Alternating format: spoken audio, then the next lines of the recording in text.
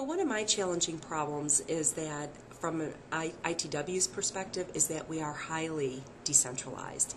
So it's the ability to, and we have two key partners, United Way and Junior Achievement.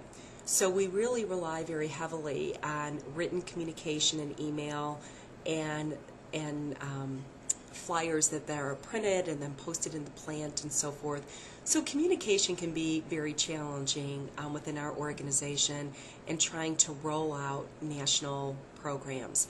And it's something we're still working on, but what we've done to solve it to some degree where we've had some successes has been to look for an owner in each of our business units who can take what we're doing from a national perspective, be part of a virtual team where we share best practice, collect their best practice, continue to share, and continue to push out information on how to roll this out, and then pull together the results in a very holistic way. But we look for local ownership.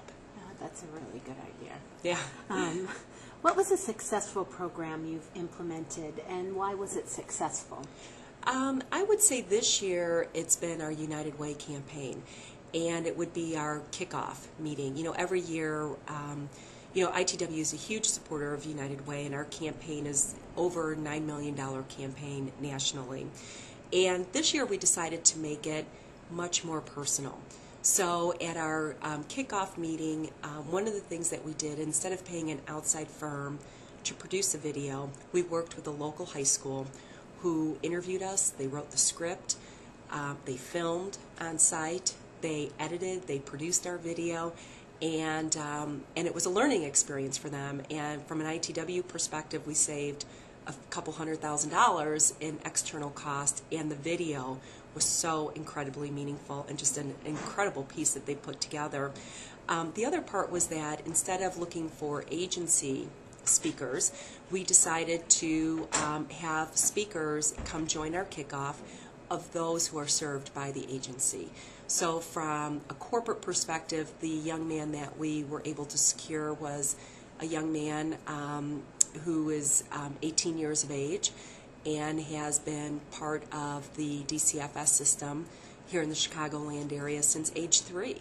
And he has a great success story to say at age 18, where essentially you begin to age out of the system. And he shared his personal story and the impact this particular agency, which was Kids Hope United, made on his life. And so we brought it just to a much more personal level. And great impact. Great impact. And the feedback that we received from our executives, from our employees, and so forth was tremendous. We increased our participation rate in the United Way campaign. We increased our funding with being down by several thousand employees. We've met our goals and exceeded our goals, and it's because we made it real for people. Wow, that's impressive. Yeah. There are so many important causes that need support. What guidelines can you provide to assist in selecting an appropriate cause for your organization? Well, we're in the process of really defining that. I guess there's a couple of benchmarks. One is that there are so many important organizations, and there's lots of ways you can begin selecting, and that's something that we're going to be going through probably more diligently this next year.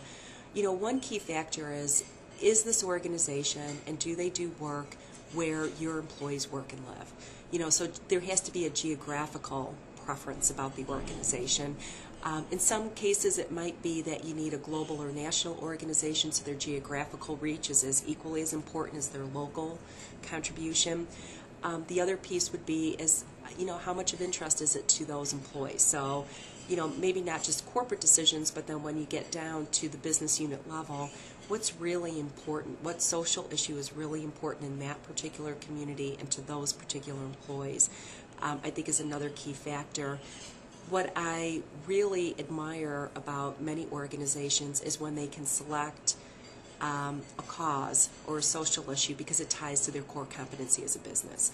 So when you look at organizations that perhaps are in the construction industry and they can align to a Habitat for Humanity, it just has an incredible story to it because it ties to their core competency. Or, hunger, and you look at, Kraft Foods or places like that, again, ties to their core competency, or AIDS in Africa and Abbott. those are really strategic partnerships, although they do a lot of other great things, but they, a lot of organizations will select that way as well. Right. And what advice would you give to organizations just beginning to develop their corporate social responsibility programs? Well, I think I would start with doing an internal audit. Really, because there's some form of giving that takes place, whether it's been formal or not, where somewhere along the line somebody's cut a check to support something that either an employee has done or an organization has approached you or, whatever. And to really kind of do an audit of where is it that you've supported in the past, and to even survey your employees to find out, and engage them in the process to say, that we would like to formalize something and really probe where their interests might be.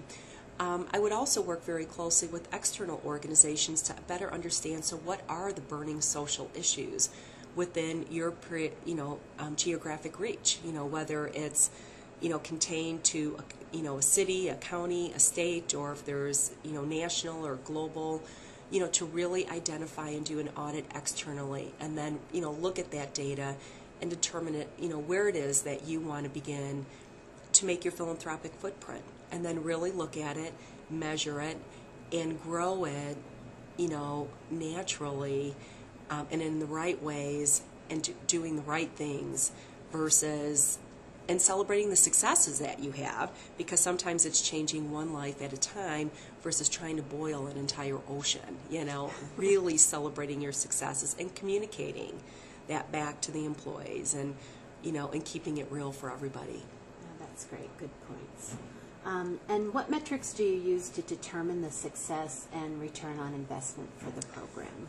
Well, one example of a partnership that we have is with Junior Achievement. So they do an incredible job with metrics.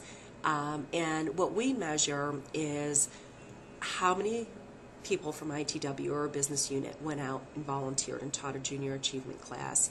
What is the average size class? And then really down to, so how many students did they touch? And it's all about, economic empowerment and education and innovation, which all ties to ITW's core competency as a business from an innovation perspective. So, at the end of the year, we can look at a relationship like Junior Achievement and down to the pupil, be able to say exactly how many lives we've touched by sending out volunteers into the community. So, any which way you can measure it, it's ideal, and that one is kind of an easy one to measure because of, the direct commitment from a volunteerism perspective. And you can directly tie that back to the company as yes, well by doing that's that. right. That's Excellent. right.